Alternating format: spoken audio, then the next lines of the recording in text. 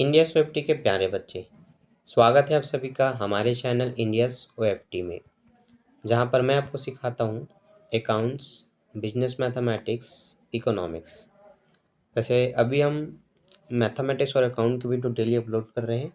फिर आप चाहे बीकॉम के बच्चे हो, चाहे क्लास 11 के बच्चे हो, चाहे क्लास 12 के बच्चे हो, जिन्होंने कॉमर्स लिया हुआ है, जिनका सब्जेक्ट कॉमर्स है बीकॉम में, उनके लिए डेली यहाँ पर अकाउंट्स की और मैथमेटिक्स की वीडियो अपलोड होती है, ताकि बच्चे घर बैठे अपने एग्ज़ाम की तैयारी कर सकें। ठीक है। यहाँ पर हम कक्षा 12वीं का यूनिट 2 पढ़ रहे हैं, जिसका नाम है अंश पूंजी का लेखांकन, अंश पूंजी कंपनी। ठीक है। तो यहाँ पर मैंने शुरुआत से एक वीडियो बनाया था थ्योरी का, जहाँ पर हमने थ्योरी पढ़ा था। फिर एक प्रैक्टिकल का वीडियो बनाया जो कि हाल ही में भी अपलोड हुआ है, जहाँ पर मैंने आपको लगभग 7 से 8 पद्धति सिखाई थी। क्या क्या पद्धति होती है इसमें प्रैक्टिकल क्वेश्चन के? एक होता है सम मूल्य पर निर्गमन, एक होता है बट्टे पर निर्गमन, एक होता है प्रीमियम पर निर्गमन। ठीक है, ये तो मुख्य टॉपिक है जो 8 नंबर 6 नंबर के होते हैं, ये मैंने बताया था, समझाया था और कुछ क्वेश्चन एमपीबीटी के लगवाए थे। इसके अलावा होता है एक मुश्त राशि प्राप्त हो जाना, किस्तों में राशि प्राप्त हो जाना। ठीक है, कुछ राशि प्राप्त ही नहीं होती तो अवशिष्ट याचना होती है, अदत्त होता है, अग्रिम होता है। ठीक है, ये सभी अलग अलग टॉपिक हैं, इनके अलग अलग क्वेश्चन होते हैं, सब मैंने आपको कंप्लीट करवाया था। ठीक है, तो अति अभिधान होता है, अल्प अभिधान होता है, ये सब कुछ मैंने करवाया था।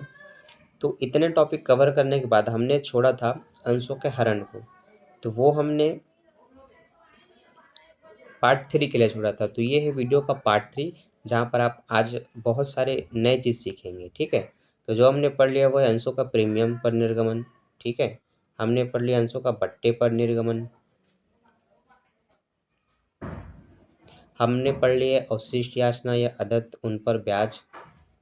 ठीक है, हमने पढ़ लिया है अग्रिम याचना एवं देय पर ब्याज, हमने अल्प अभिधान को पढ़ लिया है, हमने अति अभिधान को भी पढ़ लिया है। आज इसी के बाद का आगे करेंगे। ठीक है, आवेदन और आवंटन की राशि का संयोजन अगर एक साथ होता है तो उनकी प्रविष्टि एक साथ की जाती है। अंश आवेदन आवंटन खाता विकलन ऐसे करके या उससे करके। ठीक है, आज आगे का टॉपिक हम कवर करेंगे। ठीक, यहाँ पर बताया गया कि आवेदन एवं आवंटन के लिए संयुक्त खाता खोलना।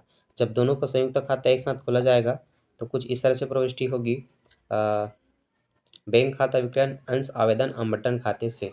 ठीक है, जो कि यहाँ पर आप इंग्लिश में देख सकते हैं। खैर ये सब टॉपिक बहुत ही रेयर हैं, बहुत कम आने के चांस हैं।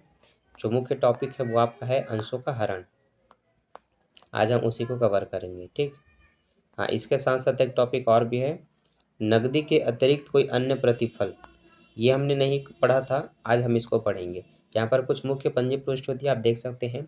यहाँ पर किसी व्यक्ति से हम कोई संपत्ति खरीदते हैं, मशीन, भूमि, प्लाट, तो यहाँ पर खरीदा तो संपत्ति खाता विकलन करना है उस व्यक्ति से या फिर रोकड़ से। संपत्ति खाता विकलन किसी व्यक्ति से या फिर विक्रेता से या फिर रोकड़ खाते से करके। ठीक है, फिर उनके जो मूल्य चुकाने हैं उनको अंशों में निर्गमित कर देते हैं, अंश पूंजी में। तो विक्रेता का खाता विकलन अंश पूंजी से हो जाता है, कुछ व्यय है तो प्रवर्तकों का व्यय खाता विकलन अंश पूंजी से हो जाता है। ठीक है, कुल मिलाकर आप जब तक एक प्रैक्टिकल नहीं देखेंगे आपको ज़्यादा अच्छे समझ में नहीं आएगा। तो चलिए हम सबसे पहले प्रैक्टिकल करते हैं, जहाँ पर कलर थोड़ा ग्रीन कर लिया जाए, थोड़ा सा इसको कम। ठीक,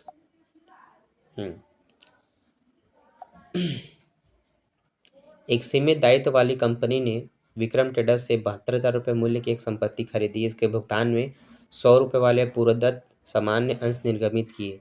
पंजी प्रविष्टियाँ दीजिए यदि अंश निर्गमित किए हों। ठीक है, बता दिया है सम मूल्य पर निर्गमन, बट्टे पर निर्गमन, प्रीमियम पर निर्गमन। ठीक, यहाँ पर अंशों का अमाउंट आपको नहीं पता रहता, कितने अंश है, अंशों की संख्या नहीं पता रहता, तो आपको इसमें अंशों की संख्या निकालनी होती है। ठीक है, तो 72,000 रुपये का खरीदा है, जब इसको सम मूल्य पर निर्गमन करेंगे तो क्या प्रविष्टि होगी, बट्टे पर क्या होगा, प्रीमियम पर क्या होगा, ये आपको सीखना है। तो चलिए मैं आपको वो बताता हूँ। ठीक, तो थोड़ा नीचे आते हैं। हाँ ठीक, तो अब पंजी प्रविष्टि को ध्यान से देखिए और समझिए। सबसे पहला पंजी प्रविष्टि होगा संपत्ति खरीदा, तो विविध संपत्ति विकलन। विविध संपत्ति खाता विकलन 72,000 रुपये, विक्रम ट्रेडर्स से खरीदा है इसलिए विक्रम ट्रेडर्स से 72,000 रुपये। ठीक है, अब उसको जो पैसा देना है उसको हमने अंश पूंजी में विभक्त कर दिया, समता अंश पूंजी में।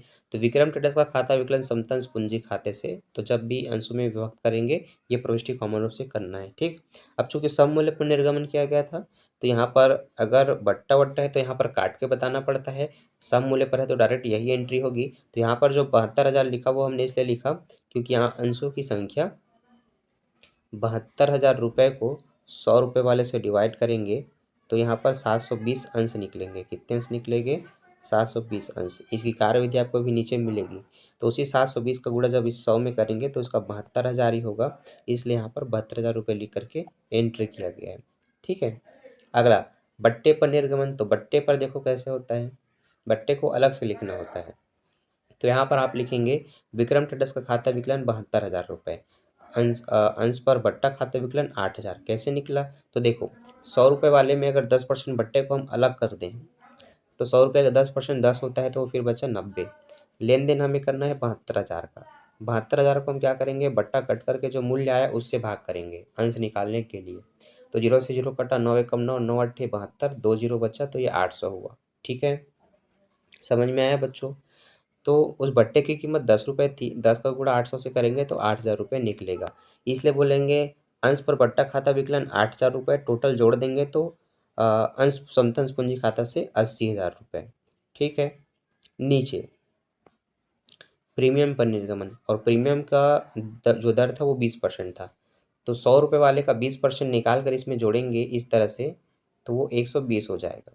120 का गुणा हम किससे करेंगे, 72,000 से हम पहले भाग करेंगे अंशों की संख्या जानने के लिए। तो ये 0 से 1 0 कटा, 12 कम 12, 12 पंच 60, 12 छक्के 72, तो ये 6, 2 0 मतलब 600 निकला, जो कि यहाँ पर लिख भी दिया गया 600 अंश। ठीक है, 600 से आपको पता है आप 20 का गुणा करेंगे, अंशों का जो मूल्य 20 रुपये निकल रहा है, तो 6 दूनी 12,000 रुपये निकला।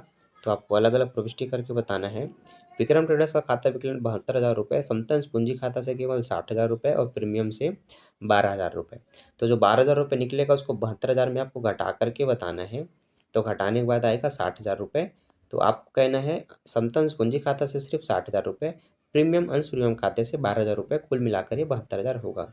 तो बट्टा इसमें जोड़ करके यहाँ टोटल दिखाना होता है, प्रीमियम यहाँ इसमें से घटा करके यहाँ लिख करके इसको इन दोनों को टोटल करके यहाँ बताना होता है। ये थोड़ा सा डिफरेंस है दोनों का। जब ऐसे ऐसे आप लगभग 4-5 क्वेश्चन करेंगे तो आपको ज़्यादा अच्छे से समझ में आएगा।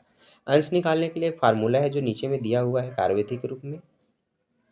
अंशों की संख्या बराबर क्रय प्रतिफल का मूल्य और अंश का निर्गमित मूल्य। ठीक है, कितने रुपये में निर्गमित किया उसे आप भाग करेंगे तो यहाँ पर अंशों की संख्या आपको पता चल जाती है।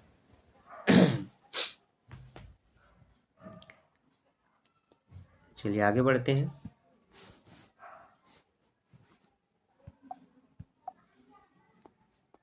ये उनकी कार्यविधि है जिसको आप नोट कर सकते हैं। खाता बनाने के जस्ट नीचे खाते के बाद इसमें नंबर आपका नहीं कटता। एक और आपको एग्जांपल दिखा देता हूँ ताकि आप क्वेश्चन को अच्छे से समझ के आगे बढ़ें। ऐसा नहीं कि आधा अधूरा समझे हैं, तो आपको पूरा समझाना है, इसलिए एक बार फिर से बताता हूँ। ठीक, जिंदल एंड कंपनी ने हाई लाइफ मशीन लिमिटेड से 3,80,000 रुपये में एक मशीन क्रय किया। क्रय के समझौते के अनुसार 20,000 रुपये नकद भुगतान कर दिया और शेष राशि के लिए 100 रुपये प्रत्येक अंशों का निर्गमन करके किया गया। निम्न के अनुसार प्रविष्टि करना है, एक सम मूल्य पर निर्गमन हो, एक बट्टे पर निर्गमन हो, एक प्रीमियम पर निर्गमन हो। तो ठीक है, तो देखो सबसे पहले वहाँ पर पूरे 72,000 के साथ डिवाइड करके हमने अंशों की संख्या निकाली। वही गलती अगर आप यहाँ करते हैं 3,80,000 के साथ, तो ये प्रश्न आपका पूरा गलत हो जाएगा। ये उससे अलग है। क्यों अलग है, देखो बताता हूँ। वहाँ पर 72,000 रुपये का जो हमने मशीन खरीदा वो पूर्णतः उधार था, लेकिन यहाँ पर हम 3,80,000 का जो खरीद रहे हैं ना, उसमें से 20,000 रुपये का तुरंत भुगतान हो चुका है। तो 3,80,000 में 20,000 घटाओगे तो वो कितना होगा, 3,60,000 होगा ना। तो उसको याद रखेंगे, भूलेंगे थोड़ी, नहीं भूलना नहीं, इसको याद रखना है। ठीक है, तो यहाँ पर जो अमाउंट निकला वो निकला 3,60,000 रुपये। तो अब जो भी हम अंशों की संख्या निकालेंगे वो इसी पर भाग करके निकालेंगे। तो जब सम मूल्य पर निर्गमन हो, रुपये 100 है तो जब मैं इसको 100 से डिवाइड करूँगा तो 3600 आएंगे। ठीक है, 3600 अंश आएंगे, जो कि आपको सेकेंड में दिखाना होता है। पहले तो आपने मशीन खरीदा तो मशीन विकलन बोलेंगे 3,80,000 रुपये। इसमें से नगद जो दे दिया वो बैंक खाते से, रोकड़ खाते से 20,000 रुपये लिखेंगे, और जो बचा जो उस व्यक्ति को देना है वो उस व्यक्ति के नाम से समाकलन कर देंगे। तो हाई लाइफ मशीन लिमिटेड को समाकलित कर देंगे 3,60,000 से। ठीक है, मान लेते हैं यहाँ सिर्फ राम से खरीदा बोला जाता तो फिर राम से कर देते। ठीक, अब सेकंड में दिखाना होता है कि उस हाई लाइफ मशीन लिमिटेड का खाता विकलन 3,60,000 रुपये, सममूल्य पुनर्गमन पे 3600 अंशों का गुणा 100 से करेंगे तो उतना ही निकलेगा 3,60,000। तो यहाँ पर भी अंश पूंजी खाता से 3,60,000। ठीक है, अब जब बट्टे पर निर्गमन होगा तो 100 रुपये का 10% आप जानते हैं 10 होगा, जो कि इसमें से घटाने के बाद ये 90 आएगा। जब मैं 3,60,000 को 90 से डिवाइड करता हूँ, 1 जीरो से 1 जीरो काटूंगा, 9 एकम 9, 9 चौक 36, तो यहाँ पर अंशों की संख्या जो निकलेगी वो 4,000 निकलेगी। ठीक है, इसलिए देखिए यहाँ पर अंशों की संख्या 4,000 रुपये लिखा गया है। ठीक, अब यहाँ पर हम मशीन हाईलाइट का खाता विकलन करेंगे वही 3,60,000 से, लेकिन बट्टे का अमाउंट कैसे निकलेगा? 10 रुपये का बट्टा में 4,000 अंशों का गुणा करेंगे तो 40,000 निकलेगा। इसलिए अंश बट्टा खाता विकलन 4,000 रुपये, 40,000 रुपये दोनों को जोड़ेंगे तो 4,00,000 रुपये होगा, जो कि आप यहाँ पर देख सकते हैं। ठीक है, क्लियर है, समझ में आया? अगला देखो, प्रीमियम वाला। प्रीमियम अलग से आपको निकालना पड़ता है। 100 में 20 को जोड़ेंगे तो 120 हो जाएगा, उसको आप 36 से डिवाइड कर देंगे तो नीचे इसकी कार्यविधि तो है, चलो आपको दिखा भी देता हूँ। ये तो भाग करने के बाद कितना हुआ, 3,000 अंश निकले। 3,000 अंशों का गुणा 100 से करेंगे तो अंश पूंजी खाता से 3,00,000 निकलेगा, और जो 20 रुपये का बट्टा था, सॉरी प्रीमियम था, उसका 3,000 अंशों से गुणा कर देंगे तो वो 30 दूनी 60, मतलब 6,000 60,000 निकलेगा। तो ये अंश पूंजी से 60,000 दोनों को जोड़ करके यहाँ पर 3,60,000 रुपये हाई लाइफ मशीन लिमिटेड का खाता विकलन कर देंगे। ठीक, कारण में बस आपको वही लिखना रहता है, जितने अंश है जितने रुपए के हिसाब से उसमें गुणा करना है, बट्टा वाले में कट करके इसमें जोड़ करके और इसमें नॉर्मल सामान्य मूल्य पर। ठीक, ये मतलब है 4 पूंजी पुष्टि बस होगी और खाता खत्म हो जाता है। ये कितने नंबर का है? तो ये क्वेश्चन 3 नंबर का है। ठीक, 4 नंबर में भी आ सकता है। क्लियर है, आगे बढ़ते हैं।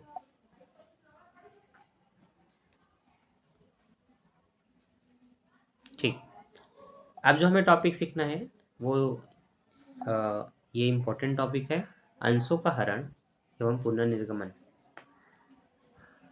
अंशों का हरण कैसे होता है पहले वो समझ लेते हैं। ठीक है, देखिए, कोई भी अंशधारी अंश खरीदता है तो अंश खरीदने के लिए वो पहले आवेदन करता है। ठीक है, आवेदन करता है, कुछ राशि उसको आवेदन में चुकाना होता है, कुछ आवंटन में चुकाना होता है। ठीक है, कुछ प्रथम मांग पर होता है, कुछ अंतिम मांग पर होता है। तो मान लेते हैं किसी व्यक्ति के पास 1,000 अंश है, जो आवेदन पे 4 रुपये, आवंटन पे 3 रुपये, 2 रुपये याचना पर 1 रुपये अंतिम मांग पे चुकाना था। ठीक है, अब इस व्यक्ति ने क्या किया, इन दोनों को तो चुका दिया पर इन दोनों को नहीं चुका पाया, प्रथम मांग और द्वितीय अंतिम मांग की याचना की राशि नहीं चुका पाई। तो जो नहीं चुका पाया वहां से उसके अंशों को जब्त कर लिया जाता है। तो उसका हरण कितने का होगा? तो उसके हरण इस 7 का होगा। तो आप अमाउंट निकालेंगे, 1,000 में 4 का गुणा करके तो ये 4,000 होगा, और ये आपका 2,000 हो, सॉरी 3,000 होगा, तो उसके 7,000 का हरण हो जाएगा, क्योंकि वो चुका चुका है। ये इसको आप अच्छे से गाड़ी से रिलेट करके समझ सकते हैं। मान लेते हैं आपने 1,00,000 रुपए का एक गाड़ी खरीदा, कितने का? 1,00,000 का, जिसको आपको 10,000 रुपये हर महीने का किस्त बांध दिया गया था। आपने 8 किस्त पटा दी, मतलब आपने 80,000 रुपये पटा दिया, लेकिन 2 किस्त आपने नहीं पटाया, जिसको 2 महीने तक आपको नोटिस दिया गया। तीसरे महीने का लास्ट आपको समय दिया गया, जिसमें अगर आप नहीं पटाते हैं तो आपकी गाड़ी जब्त कर ली जाएगी। मान लीजिए वो डेट भी निकल गया, आपने गाड़ी नहीं पटाया, तो आपकी गाड़ी को उठा करके कंपनी ले जाएगी। तो पहला चीज़ तो आपका गाड़ी चला गया, दूसरा चीज़ आपका अमूल्य धन जो 80,000 रुपये आपने पटाया था वो भी चला गया। तो यहाँ पर आपको डबल नुकसान हो गया, गाड़ी भी चली गई, पैसा भी चला गया। सेम इसी को कहते हैं अंशों का हरण। कंपनी क्या करती है, उसको फिर से बेच देती है, तो वही उसका पुनर्निर्गमन कहलाता है। ठीक, तो इस माध्यम से आपने इसको समझा। अब आप इसके क्वेश्चन देखेंगे तो आपको ज़्यादा अच्छे से ये समझ में आएगा। ठीक है, कुछ जो नियम दिए गए हैं इसको आप पढ़ लेंगे, क्योंकि एग्जाम में इससे 4-6 नंबर के थ्योरी आते हैं, जो थ्योरी ग्रुप में इन पॉइंट को पूछा जा सकता है। ठीक है।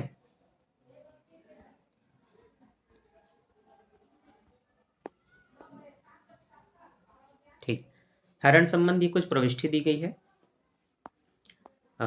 सीधा मैं आपको प्रैक्टिकल बताता हूँ तो आपको बहुत अच्छे से समझ में आएगा। तो सबसे पहले हम एग्जाम्पल 26 को देखते हैं, 26 को देखते हैं, आपको बहुत कुछ इसमें समझ में आएगा।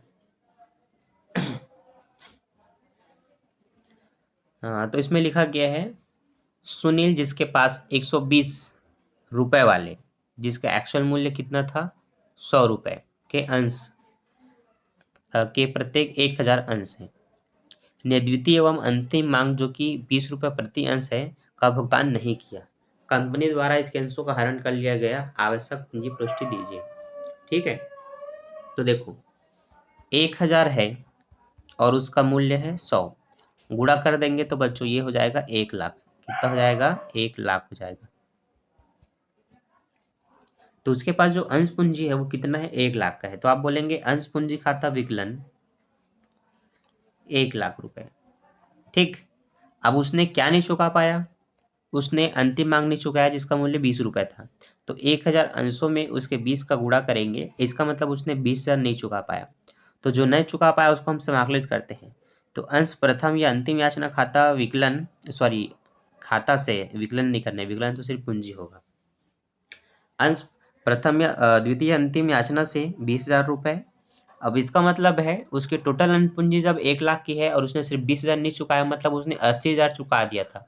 तो हरण किसका होगा? 80,000 का होगा। तो अंश हरण खाता से नीचे में लिखना है, अंश हरण खाता से, और 80,000 रुपये को बताना है।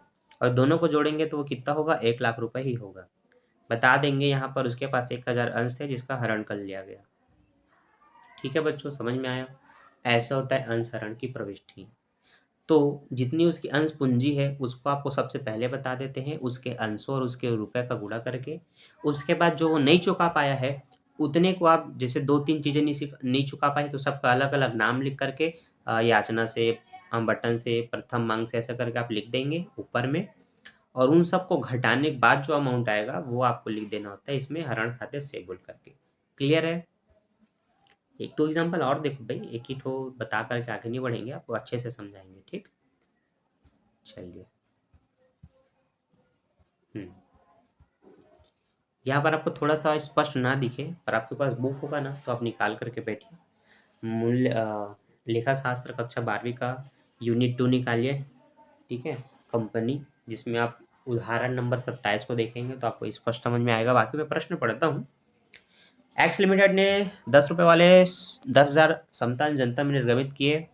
राशि इस प्रकार दी थी, आवेदन पर 2 रुपये, आवंटन पर 3 रुपये, प्रथम मांग पर 2 रुपये, बचा जो अंतिम याचना पे था। एक अंशधारी जिसके पास 300 अंश थे ने प्रथम और द्वितीय याचना की राशि नहीं चुकाई। द्वितीय याचना के बाद उसके अंशों का हरण कर लिया गया, तो कंपनी में हरण संबंधी आवश्यक प्रविष्टि कीजिए। ठीक, हमें बस इतना ध्यान देना है किसके अंशों का हरण हुआ, उसके पास कितने अंश थे। तो उस व्यक्ति के पास 300 अंश थे। ठीक है, यहाँ पर हमारा कुल मूल्य है 10 रुपये, गुणा कर देंगे इनका तो उसकी वैल्यू निकल जाएगी, अंश पूंजी की वैल्यू 3,000 रुपये। तो आप नीचे एंट्री करेंगे, पहले इसको हटा दिया जाए। ठीक, नीचे एंट्री करेंगे अंश पूंजी खाता विकलन 3,000 रुपये। ठीक, अब उसने प्रथम मांग और द्वितीय मांग को नहीं चुकाया था, जिसका एक का मूल्य 2 रुपये था, एक का 3 रुपये है। तो 300 में गुणा 2 का करेंगे प्रथम मांग निकालने के लिए, तो वो 600 निकलेगा। 300 दूनी 600। जब अंतिम या द्वितीय निकालेंगे तो जब हम गुणा करेंगे 300 में 3 का तो वो 900 निकलेगा। ठीक है, तो मैंने बोला था जो नहीं चुका है उसको पहले बताना होता है समाकलित करने, पूंजी खाता विकलन करने के बाद। तो आप बोलेंगे प्रथम मांग से 600, द्वितीय मांग या द्वितीय याचना से 900 रुपये, दोनों को जोड़ दो और इसमें से घटा दो तो जो बचा वो हरण से कहलाएगा। ठीक है, तो 600, 900, 1500 और 3,000 में 1500 जाएगा तो 1500 का हरण कहलाएगा। तो अंश हरण खाता से 1500 रुपये लिख देंगे। ठीक है, समझ में आया? ये हुआ। इसी तरह से बहुत सारे क्वेश्चन आपको मिलेंगे। अभी तो छोटा था 2627, जहाँ पर सिर्फ हरण संबंधी प्रविष्टि की गई है। कुछ ऐसे भी प्रश्न आते हैं 6 से 8 नंबर के, जैसे कि ये उदाहरण नंबर 28 जो है, जहाँ पर सारी प्रविष्टि करनी है, लास्ट में हरण संबंधी प्रविष्टि भी करनी होती है। ठीक है, तो इसको ध्यान से देखना, स्किप मत करना, पूरा ध्यान से देखना, समझना। ये क्वेश्चन बहुत इंपॉर्टेंट है। ठीक है, अगले 6 और 8 नंबर के लिए। तो यहाँ पर ए लिमिटेड ने 100 रुपये वाले 500 अंश सममूल्य पर निर्गमित किए, जिसका भुगतान इस प्रकार था: आवेदन पर 2 रुपये, आवंटन पर 3 रुपये, याचना पर 5 रुपये। सभी अंशों का भुगतान प्राप्त कर लिया सिवाय एक अंशधारी जिसके पास 100 अंश थे, ने याचना का भुगतान नहीं किया। ठीक है, बाकी सब मिला है, एक अंशधारी को छोड़कर जिसके पास 100 अंश थे, ने याचना का भुगतान नहीं किया। ठीक है, तो देखो पहले तो नॉर्मल प्रविष्टि कर देते हैं। 500 अंश है, 2 रुपये का आवेदन, 3 रुपये का आवंटन पर गुणा कर देते हैं। तो आवेदन का 2 रुपये था। बैंक खाता विकलन अंश आवेदन खाता से 500 दूनी 1000 1000। कारण में लिखना है अंशों के लिए आवेदन प्राप्त। अब आवेदन की राशि को पूंजी खाता में हस्तांतरित करने पर ये दूसरा कारण होता है, और आपको लिखना होता है अंश आवेदन खाता विकलन अंश पूंजी खाता से, वही 1000 रुपये को जो पहले था उसी को यहाँ पर लिखना होता है। पहले प्रविष्टि आवेदन की कंप्लीट हो गई। अब आप हम बटन पर आते हैं। ठीक है, हम बटन पर आते हैं तो आप बोलते हैं अंश आवंटन खाता विकलन 3 का गुणा 500 से करेंगे तो 1500 रुपये अंश पूंजी खाता से। नीचे आप बैंक की एंट्री करते हैं उसके साथ, तो आप यहाँ पर बोलेंगे बैंक खाता विकलन अंश आवंटन खाते से, वही 1500 लिख देना है। ठीक, अब आते हैं प्रथम मांग पर। ठीक है, याचना पर। तो अंश याचना खाता विकलन हो जाएगा 5 रुपये का 500 से गुणा करके 2500, अंश पूंजी खाता से 2500। लेकिन जब बैंक में एंट्री करेंगे, पैसा बैंक में डालेंगे, तो बैंक में कितना डालेगा? जितना मिला है, और जितना नहीं मिला है उसको हम घटा देंगे। ठीक है, क्योंकि जो मिला है वही आएगा। की बात हो रही थी, लेकिन एक अंशधारी इसने नहीं चुका पाया, इसके पास कितने अंश थे? 100 अंश थे। 100 अंशों के अंशधारी ने पैसे नहीं चुका पाया, ये आपको याद रखना है। और याचना का मूल्य 5 है, तो 500 रुपये नहीं चुकाया गया। ठीक है, 100 अंशधारी, अंशों की याचना की राशि 5 है, गुणा करेंगे तो 500 रुपये का नहीं चुका पाया है, तो बैंक में आएगा 500 कट करके। तो आप बोलेंगे बैंक खाता विकलन 2000, 2500 में 500 हो गया, 2000 रुपये अंश प्रथम याचना से, या अंश याचना से 2000 रुपये। ठीक है, अब नीचे बताएंगे कि जिस व्यक्ति के पास 100 अंश थे, टोटल रुपए में वैल्यू यहाँ पर उसका 1000 निकलेगा, तो अंश पूंजी खाता विकलन 1000 रुपये। ठीक है, क्या नहीं चुका पाया? याचना को नहीं चुका पाया, जिसका वैल्यू कितना निकला था? 500 रुपये। तो अंश प्रथम याचना से, या अंश याचना से 500 रुपये, 1000 में 500 घटा दीजिए तो 500 का हरण कहलाएगा, तो अंश हरण खाता से 500। ठीक, तो बाकी के प्रश्नों में हमने क्या किया था? सिर्फ ये हरण संबंधी प्रविष्टि की थी, जो कि 3 नंबर का होता है। तो आपने जो 26 और 27 में देखा वो 3 नंबर का था। 28 वाला जो देख रहे हैं, अगर आप सिर्फ इतना करते हैं हरण संबंधी प्रविष्टि, तो ये 3 नंबर का है। तो हो सकता है 6 नंबर का हो तो आपको 3 नंबर मिल जाए, या 2 नंबर भी दिए जा सकता है आपने अगर हरण संबंधी प्रविष्टि कर दिया तो। लेकिन अगर आप बाकी के दोनों प्रविष्टि भी कर देते हैं तो पूरा आपको 6 में 6 नंबर मिल जाएगा। ठीक है, तो कोशिश कीजिए पूरा पंजी प्रविष्टि करने का। क्लियर है बच्चों, समझ में आ गया? अब हरण संबंधी प्रविष्टि में प्रीमियम पर निर्गमन वाले अंशों का हरण होता है, बट्टे पर निर्गमित किए गए अंशों का हरण होता है। तो ये कुछ चीज़ें जो मैंने अलग से आपको बट्टा प्रीमियम में पढ़ाया था, वही चीज़ें आपको यहाँ पर मिलते जाएंगी। ठीक है, तो चलो मैं आपको हरण संबंधी प्रविष्टि बताऊंगा, बाकी तो आपको पता है, सरल है। धारा नंबर 29, होंडा लिमिटेड ने 100 रुपये प्रत्येक 10,000 संतंश निर्गमित किए, जो कि इस प्रकार दिया था।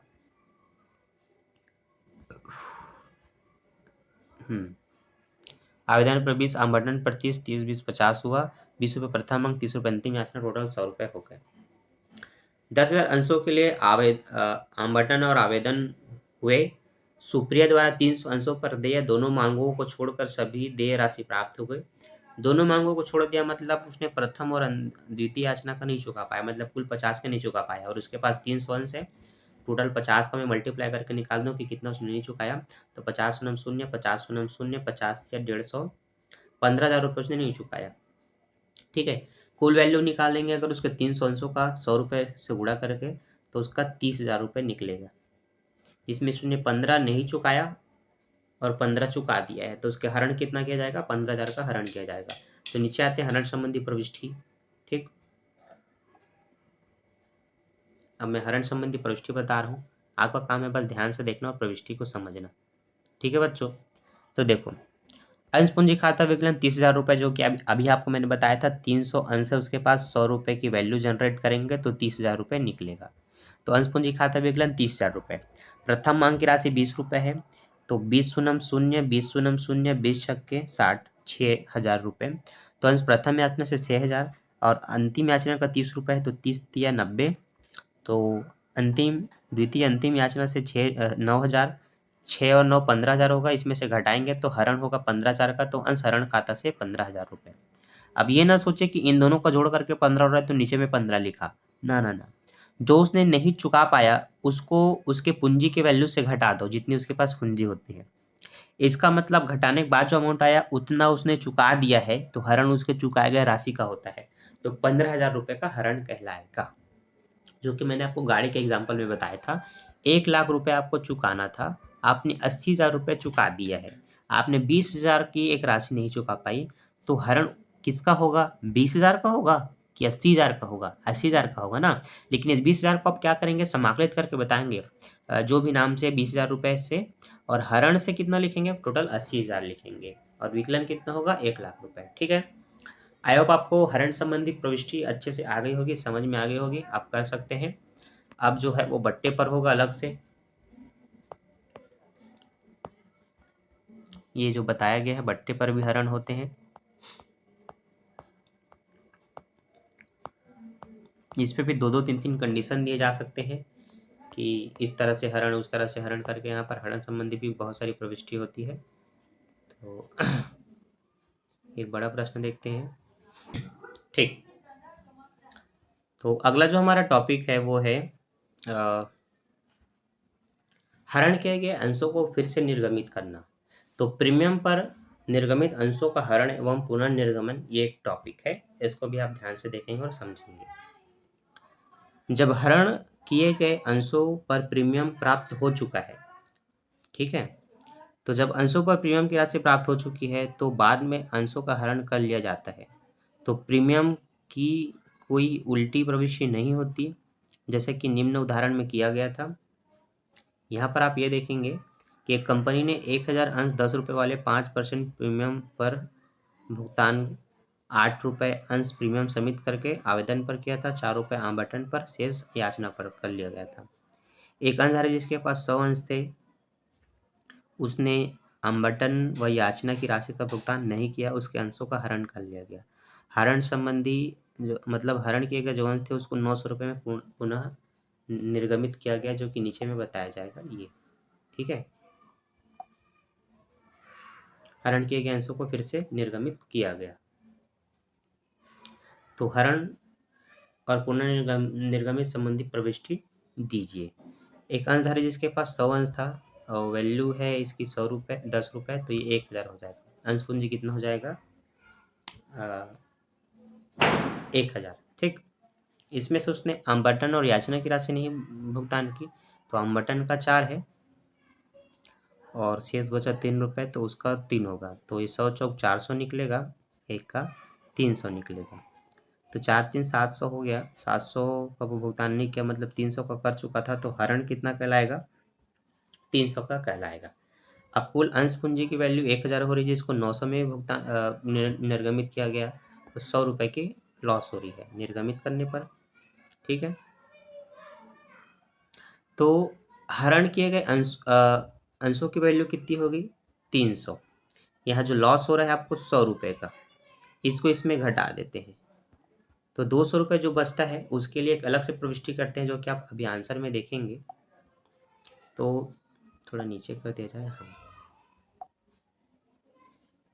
पहला पंजी प्रविष्टि होगा आपका अंश पूंजी खाता विकलन 1,000 रुपये। ठीक है, अंश प्रथम मांग से 300, अंश आवंटन से 400 और अंश हरण से 300 रुपये। 1,000 के अंशों को 900 में भुगतान निर्गमित किया जाएगा, तो 100 रुपये का लॉस है, तो बैंक खाता विकलन 900 रुपये, अंश हरण से 100 रुपये आपको लिखना है, टोटल अंश पूंजी से 1,000 ही कहलाएगा, जो कि यहाँ पर था। ठीक है, लॉसेस आपको बताया था 300 का जो हरण है और जो 100 रुपये का लॉस है, उन दोनों को माइनस कर देंगे, 100 रुपये आपका निकलेगा, उसको आप 200 रुपये जो बचा उसकी एंट्री करेंगे। तो वहाँ पर अंश हरण खाता को ही विलय किया जाता है 200 रुपये से, है ना। अंश पूंजी रिजर्व मतलब होता है संचित संचय, ठीक है, प्रावधान। तो टू कैपिटल रिजर्व अकाउंट 200 रुपये, ठीक है, बस इतना ही कर देना है। 3 प्रविष्टि आपकी कंप्लीट होती है, ठीक है। आगे जब हरण किए गए अंशों का प्रीमियम पर देय देय हो तो हो चुका हो परंतु प्राप्त नहीं हुआ हो, ठीक है, मतलब देय हो, दिया जाना हो पर अभी तक मिला नहीं है, ऐसी स्थिति में प्रीमियम की उल्टी रिजर्व प्रविष्टि की जाएगी, जैसे कि निम्न उदाहरण में दिया गया है। एक कंपनी ने 10,000 अंश 10 रुपये वाले 5 रुपये प्रति अंश प्रीमियम पर आवेदन पर 5 रुपये, बटन पर 7 रुपये प्रीमियम सहित और शेष याचना पर जो कि कर ली गई है, निर्गमित की है। एक अंशधारी जिसको 100 अंश आवंटित किए गए थे, उसने आवंटन व याचना की राशि का भुगतान नहीं किया और उसके अंशों का हरण कर लिया गया। हरण किए गए अंशों का पूर्वदत्त अंश के रूप में 1200 रुपये में पुनर्निर्गमित किया गया। उपयुक्तों को ध्यान में रखते हुए अंतिम रोज नामचा प्रविष्टि क्या होगी यदि अंश 800 रुपये में पूर्वदत्त अंशों के रूप में निर्गमित किए गए हों, ठीक है। पूर्वदत्त अंशों के रूप में निर्गमित किए गए हों बोले हैं। अब एक अंशधारी जिसके पास 100 अंश थे ने आवंटन और याचना की राशि का भुगतान नहीं किया गया। हरण किए गए अंशों को पूर्वदत्त अंशों के रूप में 1200 रुपये में निर्गमित किया गया था। प्रविष्टि क्या होगी यदि अंश 800 रुपये में पूर्वदत्त अंशों के रूप में निर्गमित किए गए हो, ठीक है। डबल डबल बातें की गई है कंफ्यूज करने के लिए। तो यहाँ पर जिसके पास 100 अंश थे 10 रुपये से गुणा करेंगे तो 1000 उसका निकल जाएगा और प्रीमियम का अलग से किया गया है 5 रुपये का।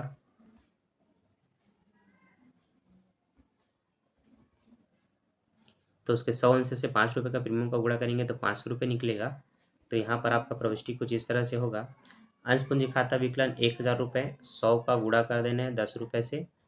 और जब अंश प्रीमियम खाता है ना, अंश प्रीमियम खाता रिजर्व विकलन करेंगे तो 5 रुपये का प्रीमियम, 100 रुपये के अंश, तो 500 रुपये उसका ये निकला, ठीक है।